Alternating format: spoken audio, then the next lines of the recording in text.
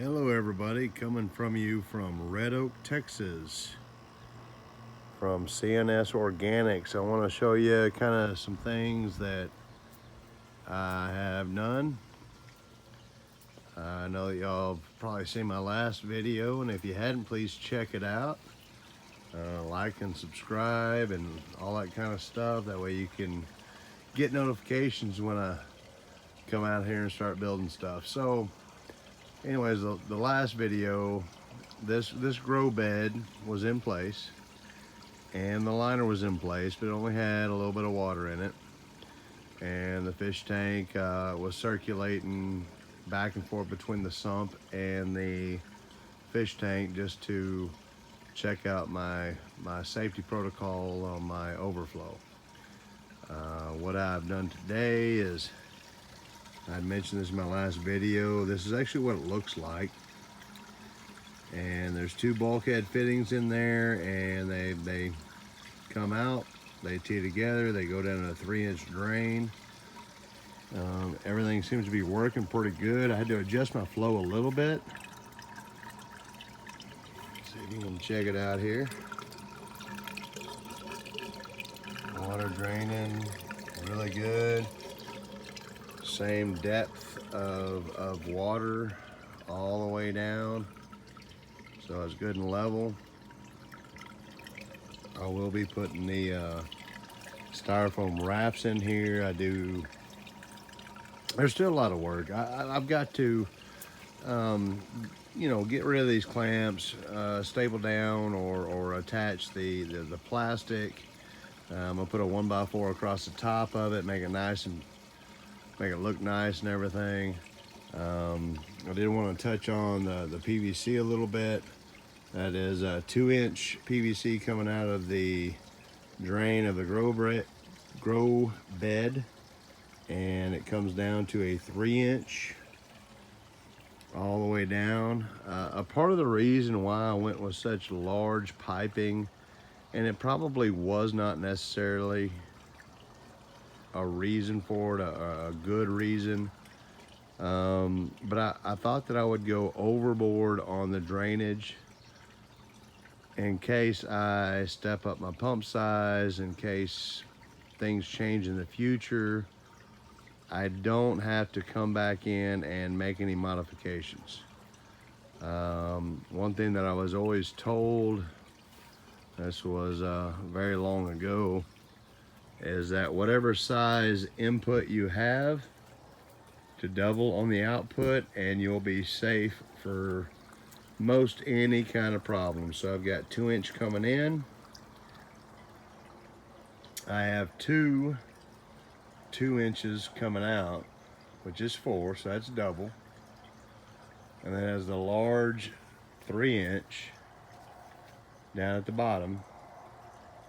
I guess technically I should have went with 4-inch, but I think that the 3-inch is doing phenomenal. Coming down and draining. Let me get on this side so you can see. Coming down and draining right back into the sump.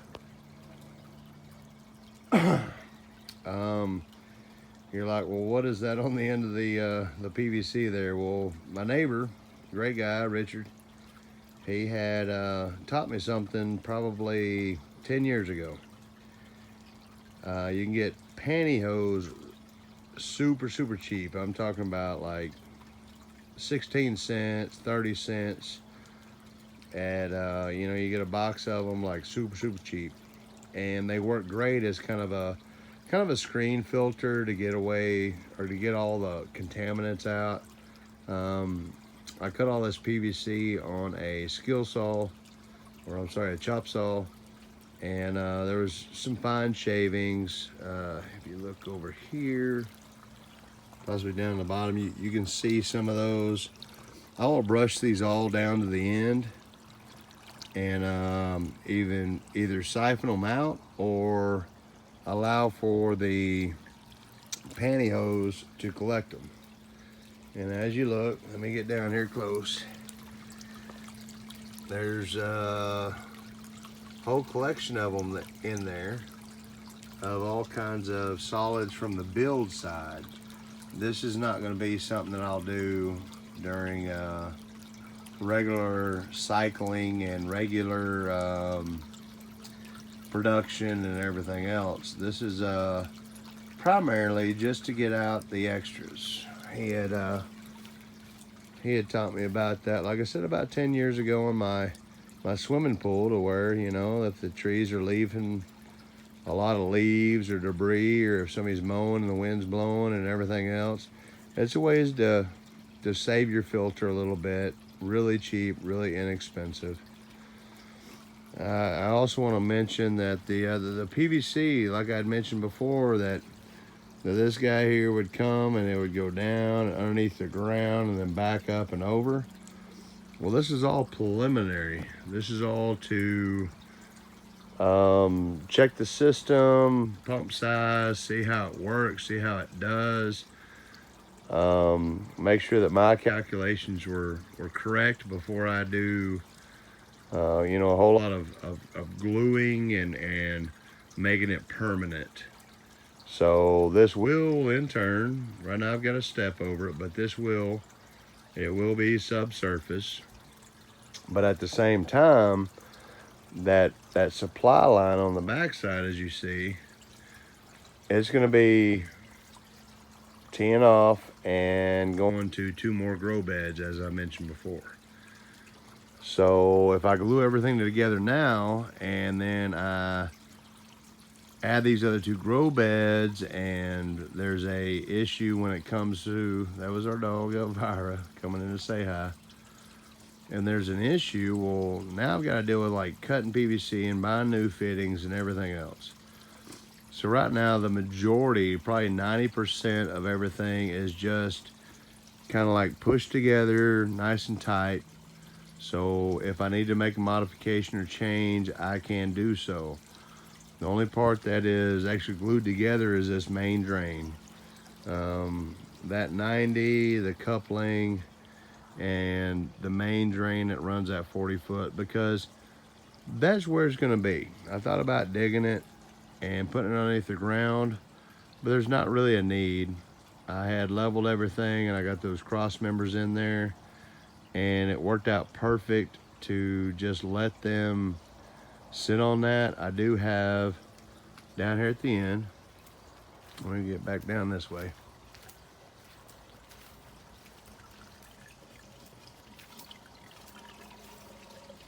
I do have some plumber's tape, at least what I've always called it, and it's a galvanized hanger strap. They got holes every, you know, inch or so or whatever. It's 3/4 inches wide, 100 foot long. I think this guy was like 10, 12 bucks.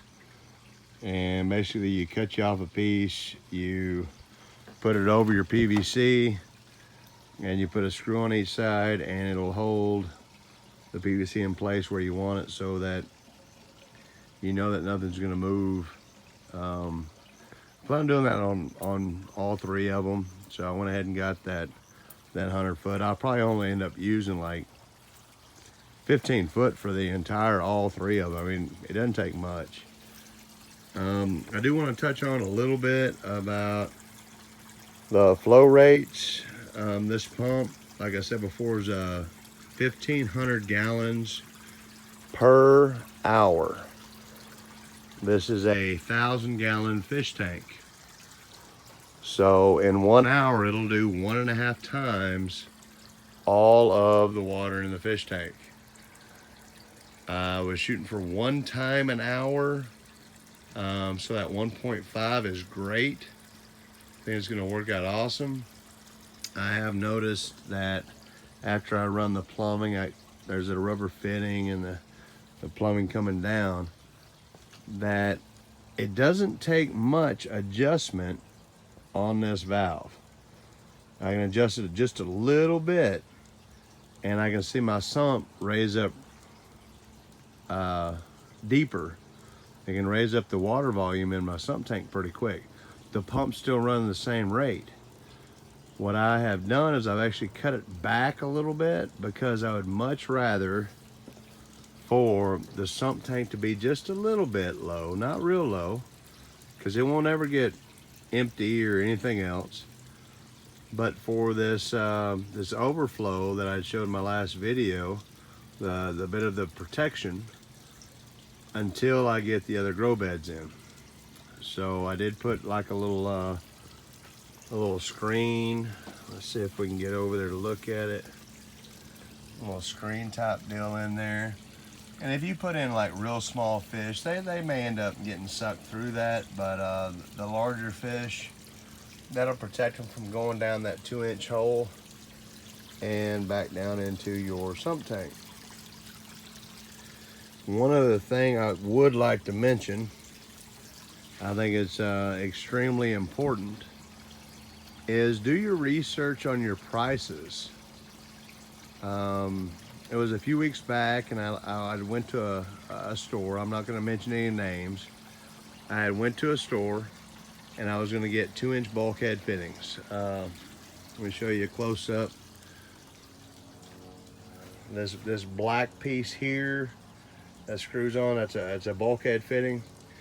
And the one place that I was at, they only had a couple of them. And I was like, well, I'll wait a little bit until they get some more and I can just get it all at once, no big deal. But they wanted, I believe it was $24 a piece for that 2-inch bulkhead fitting. Now, they're great, and I was, at the time, I was saying, hey, you know, I mean, if I got to spend the money, that's what I'll do, and I'll buy that. But a week or so later, with all this COVID-19 stuff going on, I decided to not go as far into town to go to a different store. And I didn't even know if they carried them. I didn't even know if they had them in stock, if it was something that they used. I went in there, asked somebody, and they said, oh, we got stuff over there somewhere that, you know, sort of kind of like what you're talking about. And I went over there, and they had 8 of them in stock on the shelf. 2-inch bulkhead fitting, the exact same guy that I needed. And they wanted $7 a piece for them. So I needed 5. There's 1, there's 2, there's another one at the bottom, there's 2 at the end of the grow bed. So I paid $35 at $7 a piece, as opposed to $120 at the other store. So that was a big savings. Like I said, I want you to make sure you do your research on pricing. When it comes to the PVC pipe itself, it's not very expensive until you start getting into the bigger sizes. If you look at like a 1-inch fitting, it may only be $1. That same 1-inch fitting on 3-inch may be $6-7. When it comes to the pipe itself and the long runs, sometimes it's cheaper to get the 20-footers. Sometimes it's better to get the 10-footers. I have noticed that some of the stores, they'll do what they call bulk pricing. And if you buy a larger number of items of that specific item, so like on the PVC, if you buy one piece, let's just say you spend $5. I can't remember. I'm not gonna tell you exactly what I paid. I can't remember, but let's say it was one piece was $5. But if you bought 10 or more pieces, it would only be $4 a piece. They do that in a lot of the big box stores for the contractors that are buying large amounts. Look at that. You can save some money. I know that I did on my 2-inch PVC and as well as the 3-inch PVC. It was, I'm thinking of the 2-inch might have been 75 cents or 80 cents per stick cheaper. And the 3-inch, I believe it was around $1 cheaper. One other thing to touch on when you're buying all your PVC and your fittings and everything else, an absolute must is, I would say, you know, diagram it out, draw it out, have an idea of how many fittings and your plumbing route on how you're going to do it.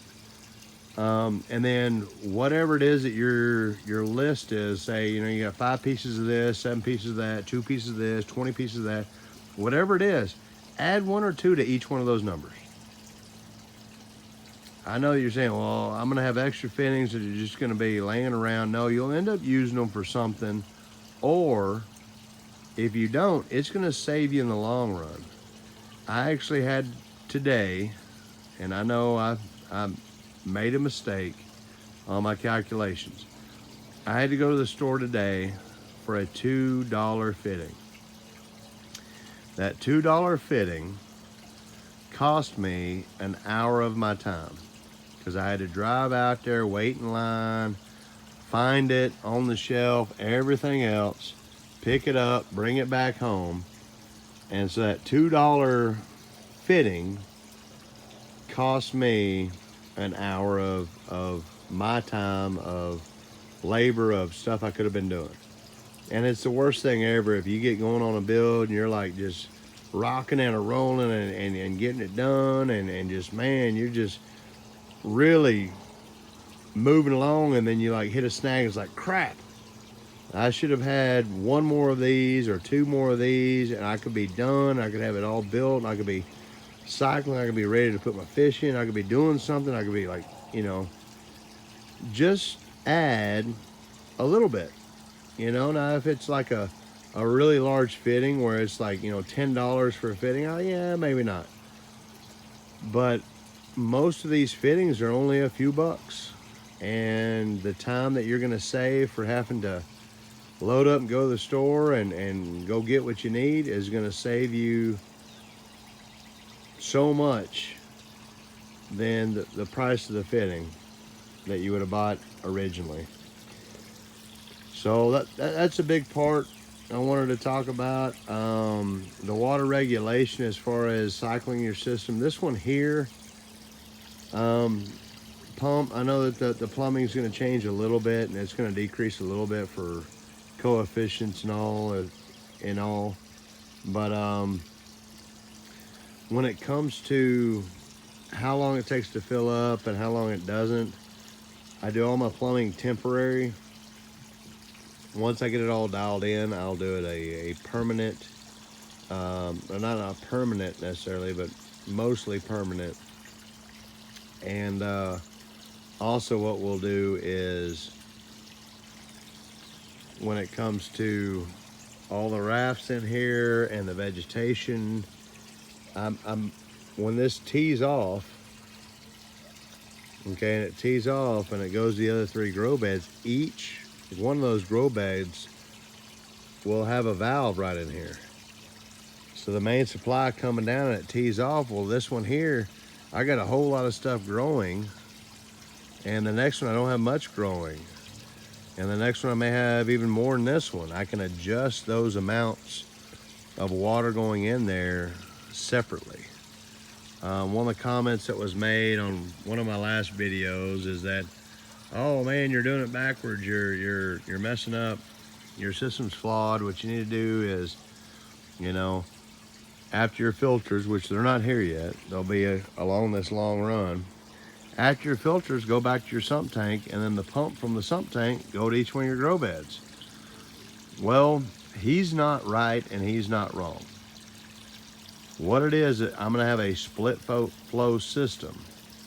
So this vertical pipe will actually have a T in it, and that T coming out of that pump will actually feed the grow beds as well as this main supply line. So I'm going to get direct water 100% out of the fish tanks, going through the filters, supplying each grow bed, but not a lot. It's going to be some, but it's not going to be a whole lot directly. A part of it is going to overflow, or not overflow, but be fed back into the sump. And then the pump from the sump tank will be split to where the majority of it's going to go to the fish tank to take care of them, and a part of it is going to go to each one of the grow beds. I know that sounds like a whole bunch, but it's going to be fed from both, and both systems will feed both. Once I get all the plumbing done and kind of established and everything else, it'll probably make better sense. So anyways, I don't want to ramble on for too long. I'm excited about the build. Everything's just flowing. It's going to circulate here for a little while. And I've noticed that whenever I do turn off the grow bed, the main supply, if I need to turn that off, it doesn't overflow my sump tank. The fish tank keeps up with it, and the extra goes over the overflow. And so the practice before I did the plumbing there, it worked out great to where I can basically turn that system completely off, and all the extra on top that's going to drains down, and then the fish tank and the sump tank, it runs its own cycle and own system, which is great. I think it'll be a little bit more complicated once I have 3 of them. If I turn one off on how it does, I'll have to play with that. But anyways, here from Texas, CNS Organics. Please like, share, subscribe, leave me some comments, let me know what you guys think. Appreciate you guys. Y'all have a good one.